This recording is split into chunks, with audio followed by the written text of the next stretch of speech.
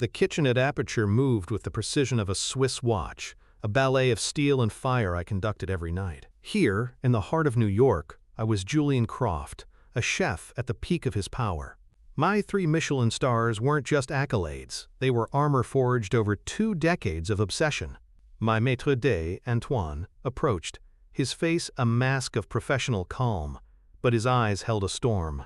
He placed the reservation tablet on the stainless steel pass. "Chef," he said, his voice low, "look at the 8 o'clock."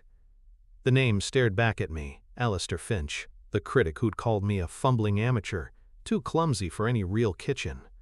Suddenly, the armor felt paper-thin.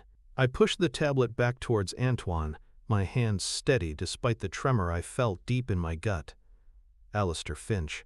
I hadn't seen that name in print, let alone on my own reservation list, in 20 years, but I could still hear his voice, a clipped, arrogant baritone echoing in the cavernous hall of my final Culinary Academy exam.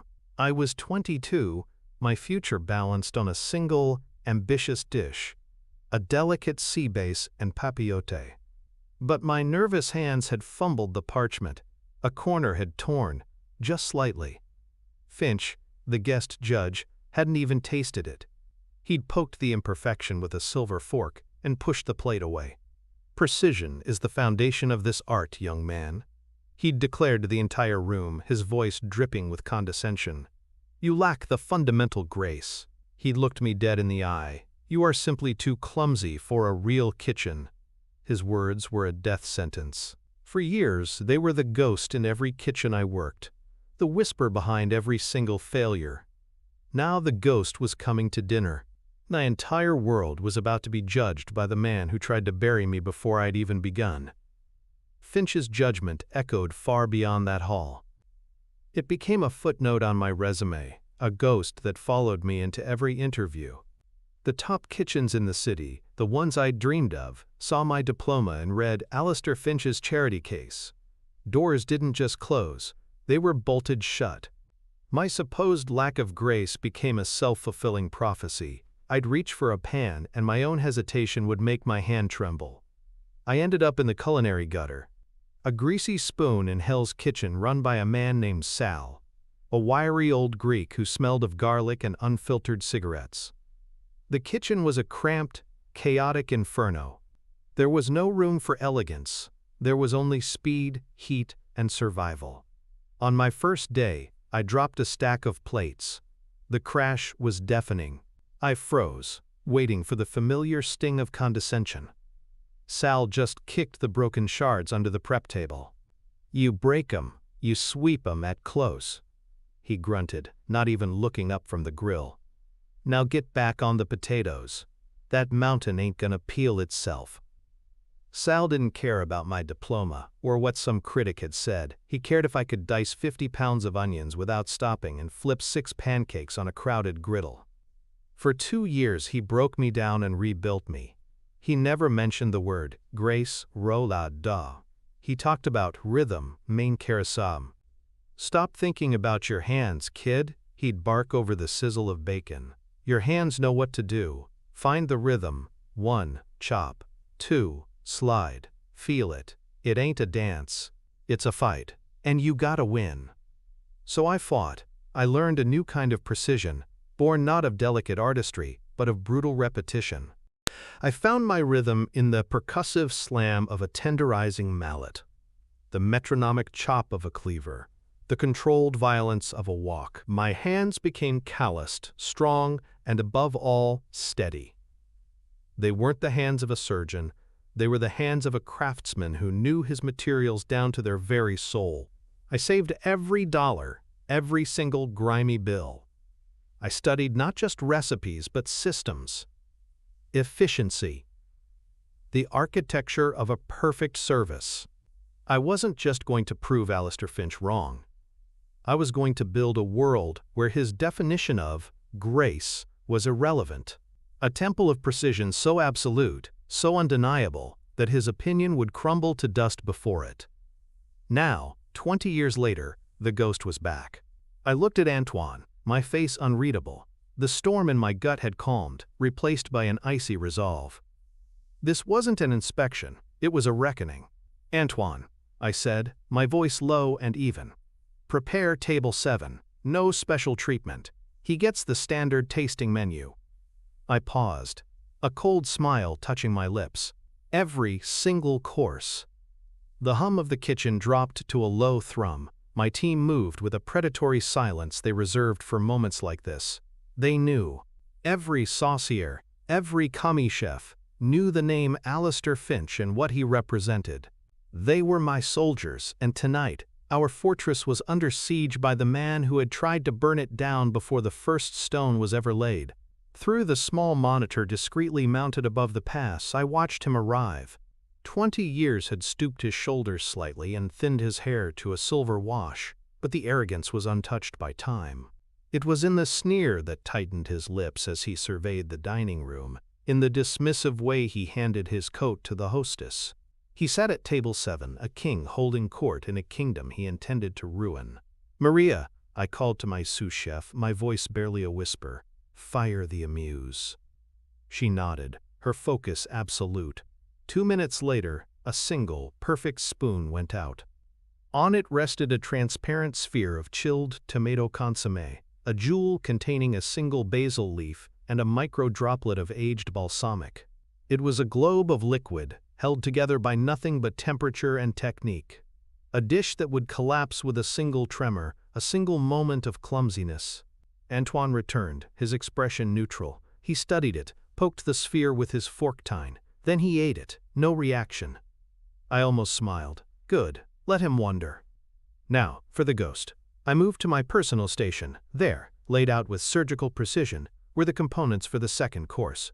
A fillet of sea bass, skin so crisp it would shatter like glass. But no parchment paper. Instead, I had prepared a paper-thin, translucent sheet of potato glass. I laid the fish inside, added a spoonful of fennel confit and a whisper of saffron broth. Then, with a specialized heat tool, I sealed the edges. The process required a hand steadier than a surgeon's, a focus so intense the rest of the world ceased to exist. It formed a perfect, seamless, crystalline pillow, the fish steaming gently inside, fully visible. A flawless prison. "Maria, this goes to the oven," I said, my voice dangerously calm. 2 minutes, not 1 second more. She took the tray as if it were a holy relic. The dish was placed before Finch by Antoine.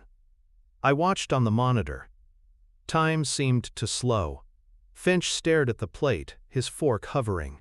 He recognized it. I knew he did.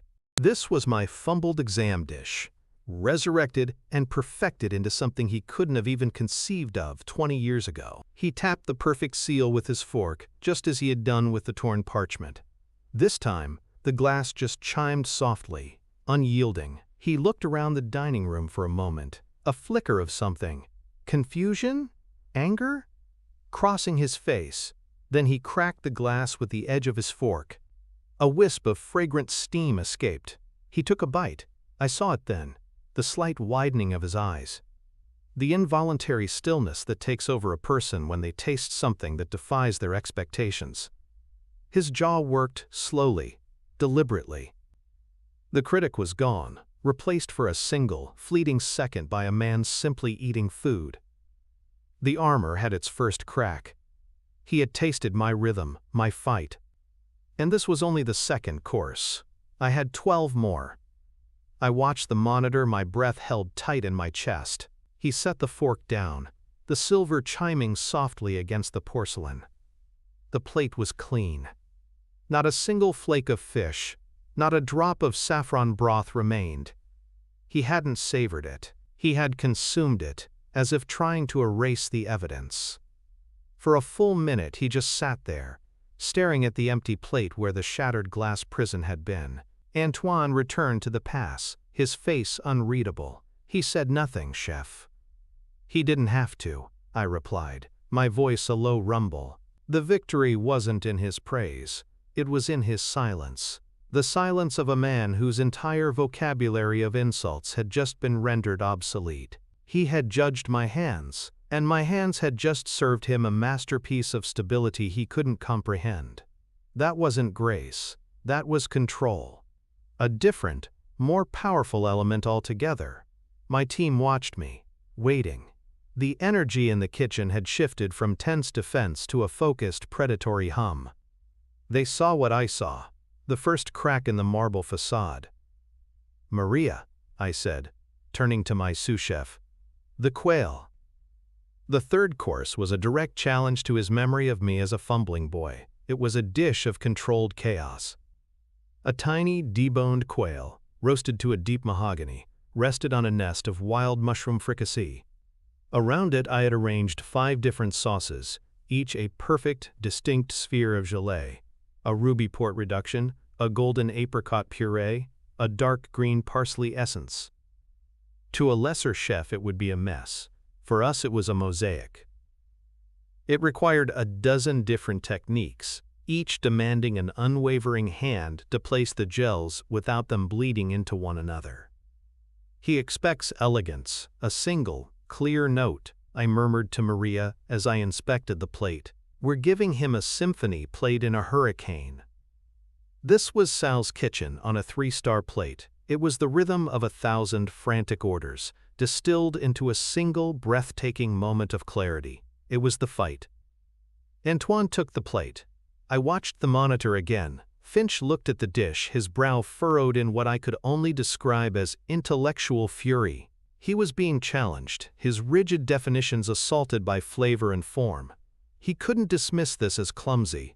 It was too intricate, too deliberate. This wasn't a mistake. It was a statement. He picked up his fork, his own hand not quite as steady as it had been an hour ago. He took a bite of the quail, then another. I watched his fork dissect the dish, searching, probing, hunting for a flaw. He separated the port gelée from the mushroom, tasting each element in isolation, trying to deconstruct my symphony and find a single note out of tune. He found nothing. The plate was a fortress, and its walls held. He pushed the empty plate away with a quiet, controlled scrape of porcelain on linen.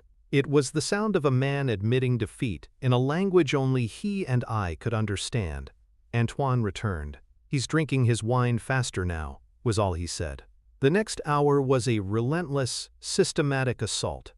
Course after course, a parade of impossible perfection. A single colossal scallop, seared to a uniform, paper-thin crust, sitting in a pool of yuzu beurre blanc, so precisely emulsified it was a mirror. A consommé of roasted game birds, clarified a dozen times until it was the color of pale amber yet held the flavor of an entire forest. A lamb loin, cooked sous vide for 72 hours at a fanatically specific 54.5 degrees Celsius, then seared for 10 seconds, creating a texture that was both yielding and crisp in the same bite. These dishes weren't personal. They were objective, undeniable proof. They were my answer to his accusation, repeated over and over again in a dozen different forms. This is precision. This is control. My hands did not create these plates. My will did. My kitchen wasn't a stage for a dance. It was a laboratory, and the results were absolute. Through the monitor, I watched the critic unravel. The sneer was gone, replaced by a tight, grim mask of concentration. He wasn't reviewing anymore. He was enduring. He was a man caught in a storm he couldn't have predicted, battered by waves of flavor and technique he couldn't possibly critique. Then, after the lamb, he did something I never expected. He placed his napkin on the table, leaned over to Antoine, and spoke. Antoine returned to the pass, his professional mask finally showing a crack. "Chef," he said, his voice a low, urgent whisper that cut through the kitchen's hum. "He wants to see you." The clatter of pans, the gentle hiss of the burners, it all stopped. Every eye in the kitchen turned to me. 20 years of ghosts and whispers, 2 decades of fighting an enemy who wasn't there, and now he was summoning me. Like a king demanding an audience with a troublesome courtier, he was trying to change the rules, to drag this fight from my territory, the plate, into his. The face-to-face confrontation, where his words had always been his sharpest weapon. I could feel the question hanging in the air from my team. "What will you do, chef?" My first instinct was to refuse, to let the food do all the talking. But I saw the trap in that. To refuse would be to hide. it would be an admission of fear. No, I had built this temple, brick by painstaking brick. I would not let him desecrate it by implying I was afraid to stand in it. I would meet him. But not yet. Not on his terms. "Maria," I said, turning back to the line. "Kill the pre-dessert. We're inserting a course." Her eyes widened slightly, the only sign of her surprise. A change to the tasting menu mid-service, for a single table, was unheard of. It was a violation of the very rhythm I had preached for years. "Chef?" "The steak tartare," I said. "For him, now." She simply nodded and moved. The tartare was an off-menu dish we only served to regulars, a secret handshake. It was the most brutally simple and technically demanding thing we made. It was a dish born from Sal's kitchen. It wasn't about fancy equipment or delicate chemistry. It was about the knife. I took the fillet of prime beef myself. My team watched in silence as I began to work. My cleaver, the same one I'd used for a decade, became an extension of my hand. The blade moved with a speed and precision that was hypnotic. Chop, turn, chop. A rhythm Sal would have recognized. It wasn't graceful, it was relentless. It was the percussion of 1,000 hours of practice. I reduced the fillet to a pile of perfect, glistening 3mm cubes. Not ground, not minced, cut. Each piece distinct, holding its integrity. I mixed it with a raw quail egg yolk, finely diced shallots, and capers. No hiding. No sauce to mask imperfections. Just the purity of the ingredient and the evidence of the hand that prepared it. It was the most honest dish I could serve. It was a testament to a different kind of perfection, one born not of theory, but of muscle memory and calloused fingers. It was the food of a craftsman, not an artist. I placed the mound of tartare in the center of a chilled plate. "Antoine," I called. He came forward. "Take this to Mr. Finch," I said, my voice cold and clear. "When you place it down, you will say these words exactly. Chef Croft felt you needed something elemental." Antoine took the plate, his face grim. "And his request to see you?" A slow, cold smile spread across my face. This was my move. This was my checkmate. "Tell him," I said, my voice dropping so only Antoine and my nearby team could hear, "that I would be delighted to join him for coffee, after he has finished his dessert." I watched Antoine walk back into the dining room. I watched him place the tartare before Finch and lean in to deliver my message. I couldn't hear the words, but I saw their effect. Alistair Finch, the man who held the power of life and death over chefs, stiffened in his chair. The mask of critical authority shattered, and for the first time that night, I saw the man behind it. Older, smaller and trapped. He had been outmaneuvered. He had to sit there and eat my food, my history, my answer, and then he would have to wait. The ghost was no longer haunting me. I was haunting him. Through the monitor, I watched Finch stare at the tartare. For a full minute, he didn't touch his fork. He saw it for what it was, raw, elemental, the antithesis of the delicate cuisine he championed. It was brutal, it was honest. It was the work of a hand that had spent years in the trenches, a hand that knew the rhythm of a cleaver better than a pen. He finally ate it, his movements stiff, mechanical. Each bite was a concession, a forced acknowledgement. He was consuming my past, my struggle, the very foundation he'd told me I was too clumsy to build upon. He cleaned the plate, but his posture held no satisfaction, only the quiet weight of resignation. The pre-dessert arrived next, a palate-cleansing lemon verbena sorbet so intensely cold and pure it was like swallowing a shard of winter. Then, the finale, the black pearl. A perfect sphere of dark chocolate, polished to a mirror sheen, sat alone in a shallow bowl. At the table, Antoine poured a thin stream of hot caramel sauce over it. The sphere didn't collapse. It dissolved in flawless concentric rings, melting away to reveal a heart of smoked vanilla cream and salted cherry. It was chemistry and theater, a final, impossible act of control. Finch watched it vanish, his face a blank slate. He had nothing left. His arsenal of criticism had been systematically dismantled. He ate it slowly. Then he sat back, placed his hands flat on the table, and waited. I let him wait for 27 minutes. The kitchen hummed on. Orders were fired, plates were dressed, service continued for every other guest. He was just another ticket on the rail, another customer whose evening was running on my clock, not his. His time was no more valuable than anyone else's in my world. Finally, when the last main course for the 9:30 seating was on the pass, I wiped my station clean. I untied my apron, folding it with the meticulous care of a flag. I washed my hands under cold water, drying them on a fresh towel. Maria watched me, a silent question in her eyes. I gave her a single, sharp nod. I pushed through the swinging doors. The heat and clatter of the kitchen fell away, replaced by the hushed reverence of the dining room. Every step I took across the polished floor was a drumbeat, a countdown 20 years in the making. He saw me coming, his eyes tracking my approach. He looked like a man bracing for a verdict. I stopped at table 7. I did not sit. I stood, looking down at him. The king was in his chair, but the power was with the man standing. Up close, he looked smaller, the years having carved deep lines of disappointment around his mouth. "Mr. Finch," I said. My voice was even, devoid of all emotion. He gestured to the empty chair opposite him. "Julian, please." "I'm working," I replied, the two words drawing a new line in the sand. A flicker of his old arrogance sparked in his eyes. "An extraordinary performance." He said the word, performance, laced with a faint, final attempt at condescension.